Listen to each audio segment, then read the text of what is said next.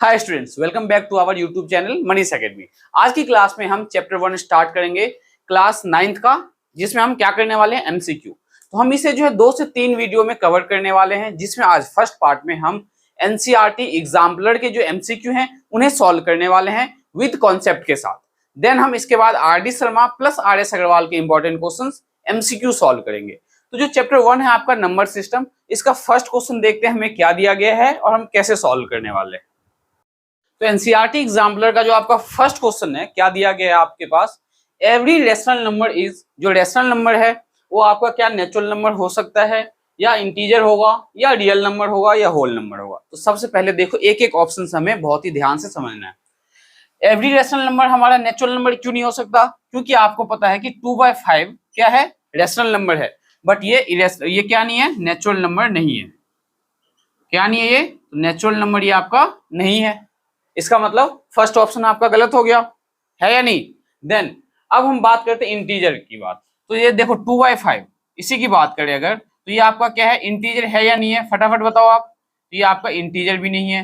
क्यों नहीं है इंटीजर? इंटीजर हमारा क्या होता है, नेगेटिव का नंबर एंड पॉजिटिव का नंबर। नेचुरल नंबर हमारा क्या होता है, 1 to infinity। क्या होता है नेचुरल नंबर? 1 से लेके इंफिनिटी तक सारे के सारे पॉजिटिव नंबर। डिनोमिनेटर में कुछ नहीं होना चाहिए, बट यहाँ डिनोमिनेटर में 5 है।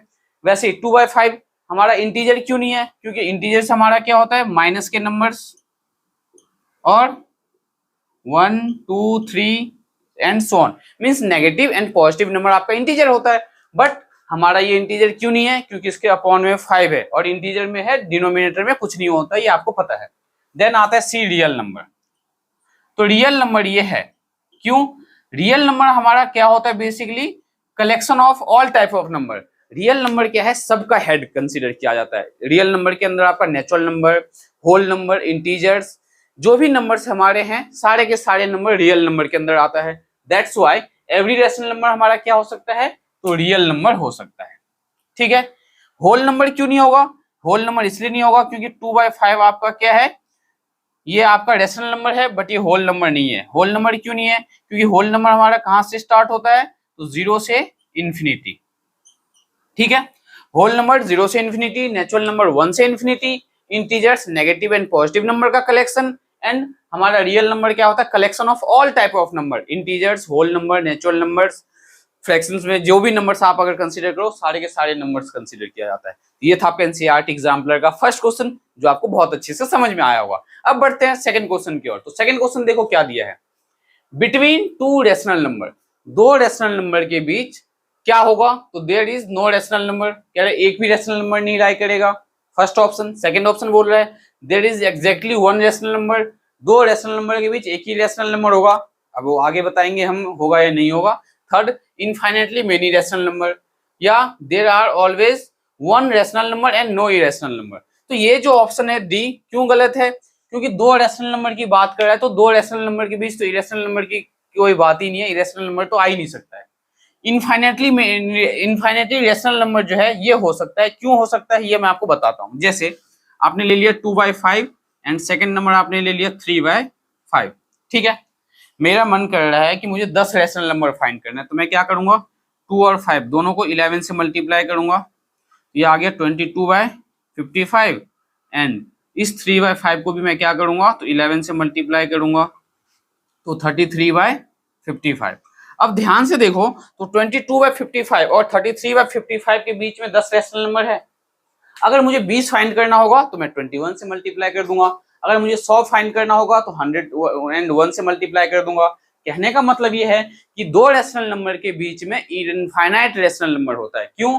क्योंकि यहाँ पे आपको जितने नंबर्स की जरूरत है, जितने रेशनल नंबर आपको फाइंड करना है 2 रेशनल नंबर के बीच, हम उससे एक ज्यादा नंबर कंसिडर करके मल्टीप्लाई करते हैं तो हमें वो नंबर मिल जाता है। दैट मीन्स कि अगर आप 2/5 और 3/5 के बीच 500 नंबर चाहते हो, कि आपको जो है इनके बीच 500 रेशनल नंबर फाइंड करना है, तो हम इसे क्या करेंगे, 501 से न्यूमिनेटर और डिनोमिनेटर को मल्टीप्लाई कर देंगे। सिमिलरली 3/5 को भी हम क्या करेंगे, तो 501 न्यूमिनेटर में और 501 डिनोमिनेटर में मल्टीप्लाई करेंगे तो हमें 500 नंबर मिल जाएगा।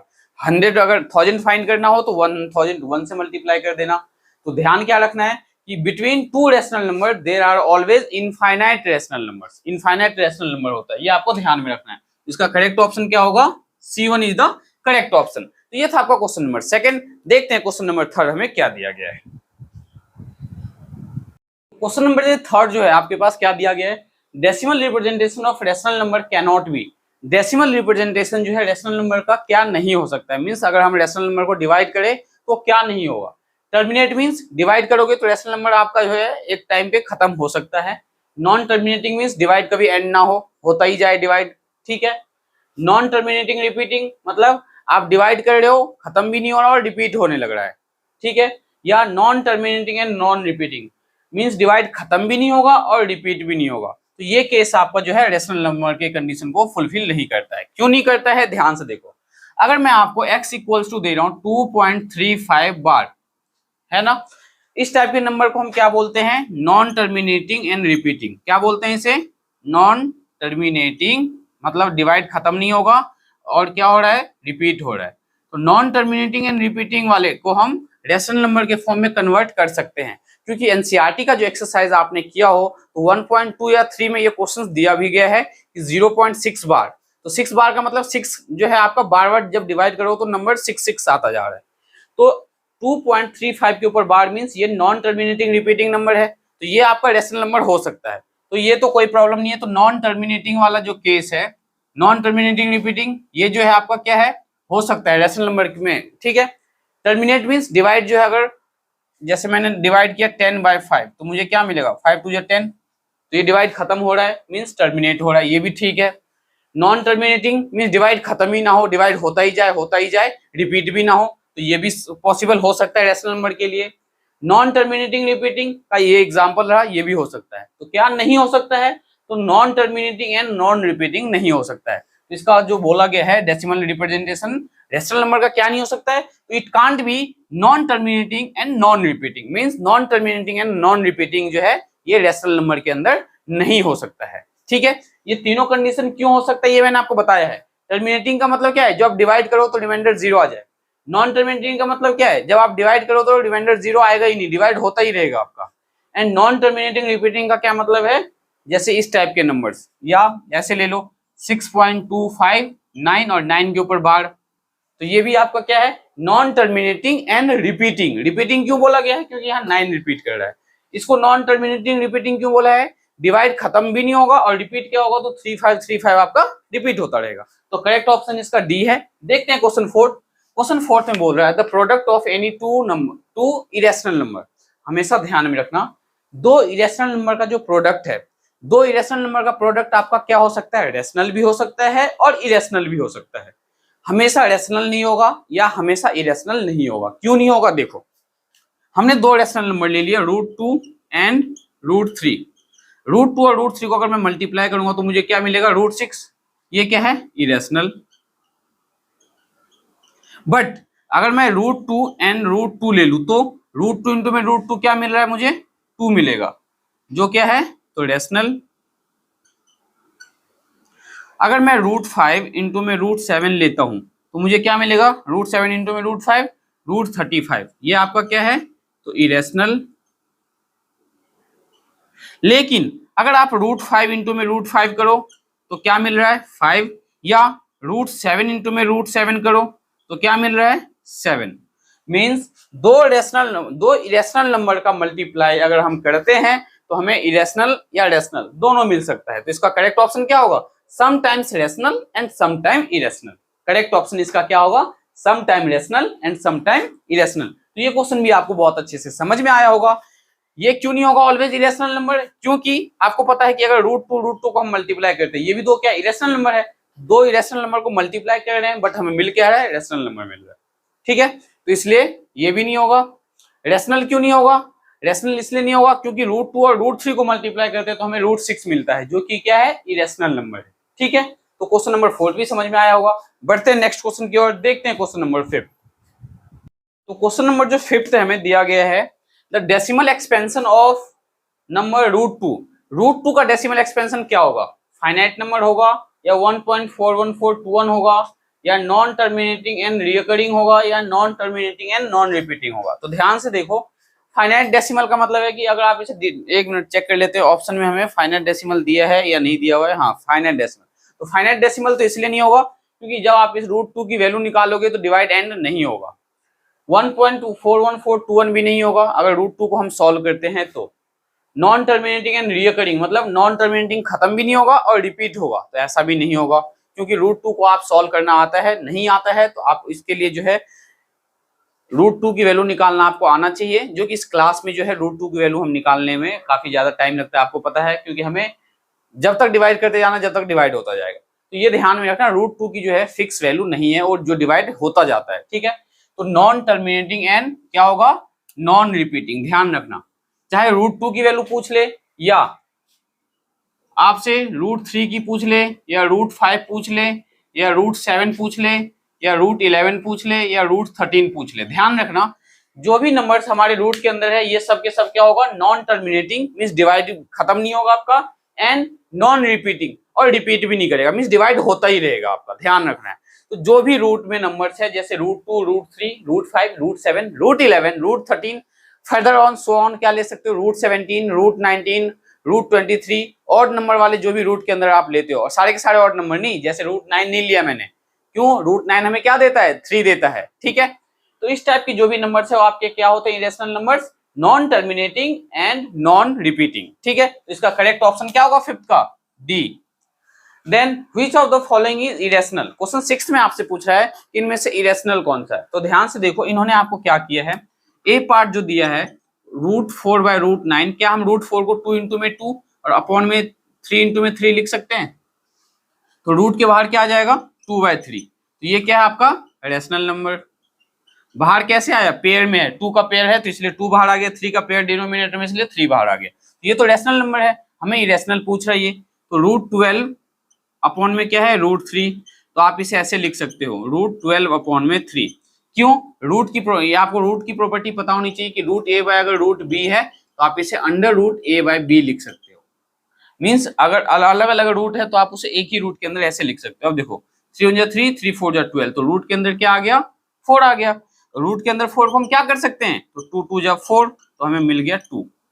तो 2 क्या है आपका, ये भी रेशनल नंबर है, क्यों, इसके अपॉन में 1 ले लो आप। किसी भी नंबर, किसी भी नेचुरल नंबर को आप रेशनल नंबर बोल सकते हो, क्योंकि उसके अपॉन में आप 1 कंसीडर कर लो, ठीक है। नाउ तो इसका बी ऑप्शन भी नहीं है, सी की बात करते हैं। सी हमें क्या दिया हुआ है, √7, तो √7 आपका क्या है, इरेशनल नंबर है, क्योंकि मैंने अभी अभी आपको क्वेश्चन नंबर 5 करवाया है और उसमें बताया भी है कि ये सारे के सारे क्या है, इरेशनल नंबर है, और ये सारे किस टाइप के नंबर्स होते हैं, तो non terminating and non repeating होता है, ये आपको ध्यान में रखना है, ठीक है। तो इसका करेक्ट ऑप्शन क्या होगा, सी, इरेशनल नंबर। अब √81 की भी बात कर लेते हैं। तो √81 का मतलब है आप रूट के अंदर 9 इंटू में 9 और 9 को आपने बाहर ले लिया, ठीक है।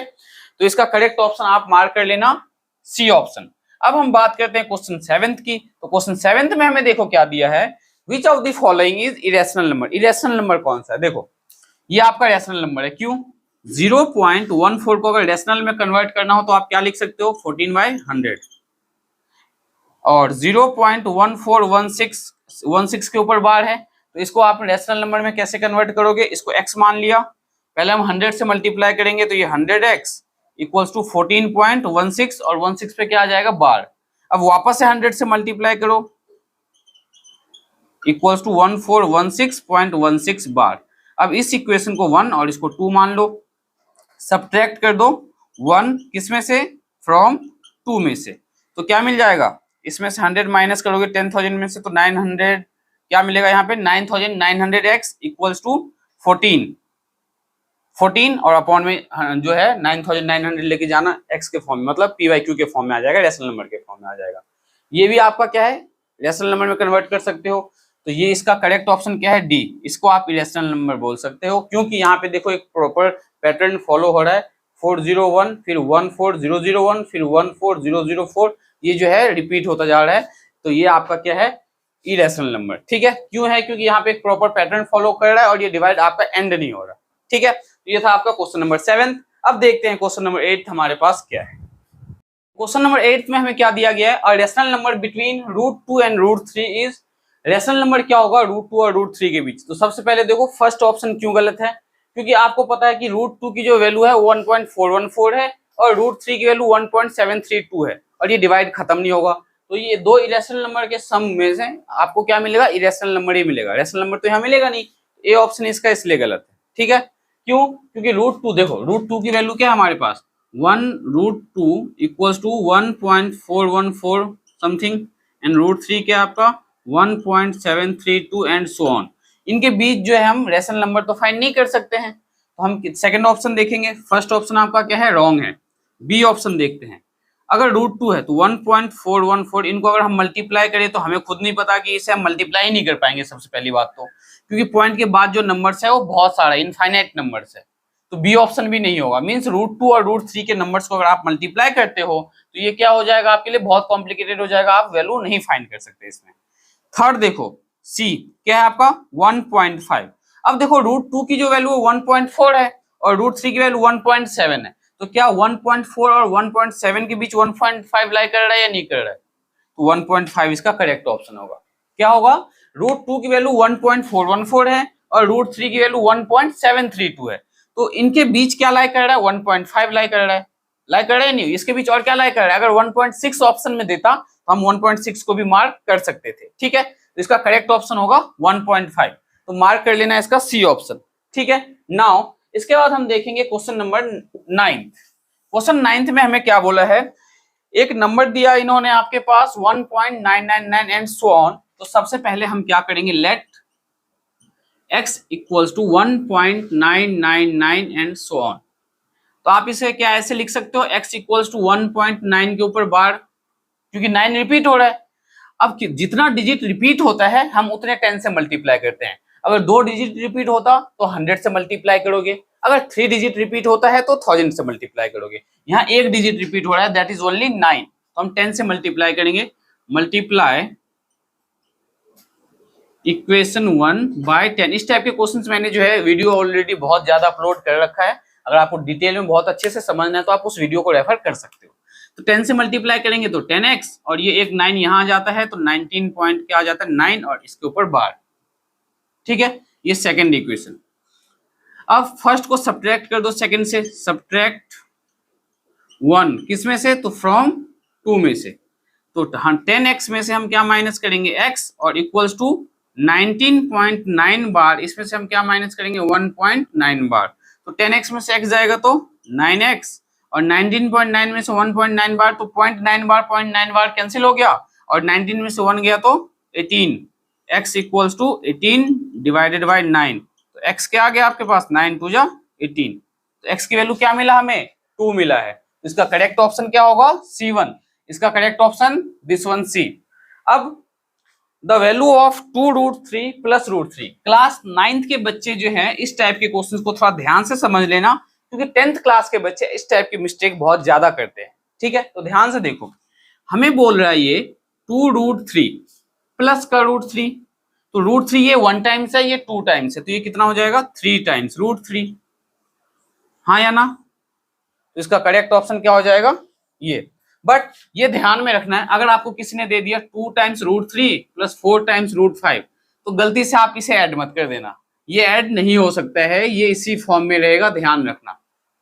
क्यों ऐड नहीं होगा, क्योंकि रूट का जो नंबर है वो सेम होना चाहिए। ऐड होने के लिए या सब्ट्रैक्ट होने के लिए रूट के अंदर वाली वैल्यू सेम होना चाहिए। मतलब अगर 2√3 माइनस 4√3 अगर मैंने आपको दिया है तो आप लिख सकते हो ये माइनस का 4 टाइम्स है, ये प्लस का 2 टाइम्स है, तो माइनस के 4 टाइम्स में से प्लस का 2 टाइम्स जाएगा, तो माइनस का 2 टाइम्स √3।